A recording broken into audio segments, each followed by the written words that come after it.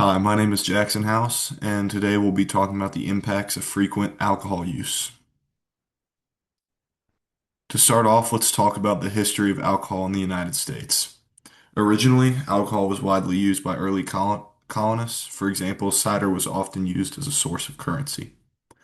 In the 1800s, the temperance movement grew, and a push for abstinence spread nationally. From 1920 to 1933, prohibition was enacted, but quickly repealed due to public backlash and enforcement failures. Moving on to post 1933, alcohol became regulated rather than banned, and state level control systems emerged. From the 1980s to the present, stronger youth drinking laws and increased public health focused on alcohol related harm. Now I want to talk about the effects of alcohol on the body. Let's start off with the brain. Frequent alcohol use slows communication between brain cells, impairs judgment, and causes problems with memory. Now to the liver. Alcohol damages the liver over time, progressing from fatty liver to alcoholic hepatitis and eventually to cirrhosis. Now for the heart, drinking heavily increases blood pressure, disrupts normal heart rhythm, and can weaken the heart muscles, leading to cardiomyopathy. Now for the immune system. Alcohol weakens the immune system, making the body less able to fight off infections. Finally is the cancer risk caused by alcohol. Regular alcohol use raises the risk of developing several cancers, including breast, liver, throat, and colon cancer.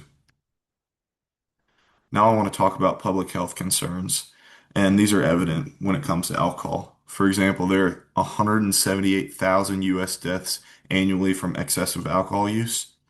Alcohol is the leading cause of preventable disease and injury in the U.S. Another stat is alcohol is a major contributor to car crashes, violence, and poisoning. And then the economic burden from alcohol is 249 billion per year in healthcare and lost productivity. Finally, alcohol does not just impact the drinkers, but also non-drinkers. For example, accidents, family harm, or fetal alcohol exposure. Now to the risk factors. I broke this down into three categories. The first was the individual risk factors. These can be genetics and family history, mental health disorders, early exposure, and impulsivity, plus sensation seeking. Next is social and environmental risk factors. This can be in the form of peer pressure, family norms, stressful environments, and media or cultural acceptance. Finally, we have structural risk factors. This comes through alcohol outlet density, low price and aggressive marketing, and limited access to treatment. Now let's move on to the treatments for alcohol abuse. The first I want to talk about is cognitive behavioral therapy.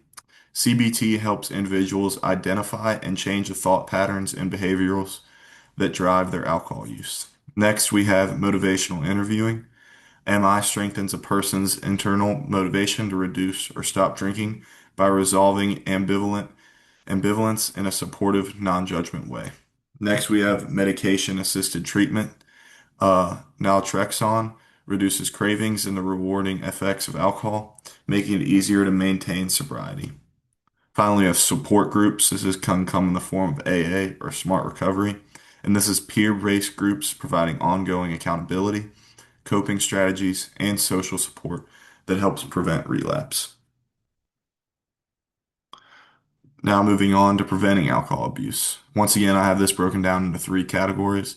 At the individual level, this can come through education on the effects of alcohol and teaching coping skills. Next, we have early intervention for at-risk youth, and this can just come from going to teach youth in middle schools and high schools the effects of alcohol abuse. Moving on, we have community ways to prevent it. This comes through school programs, community coalitions, and parental involvement. Finally, we have policy.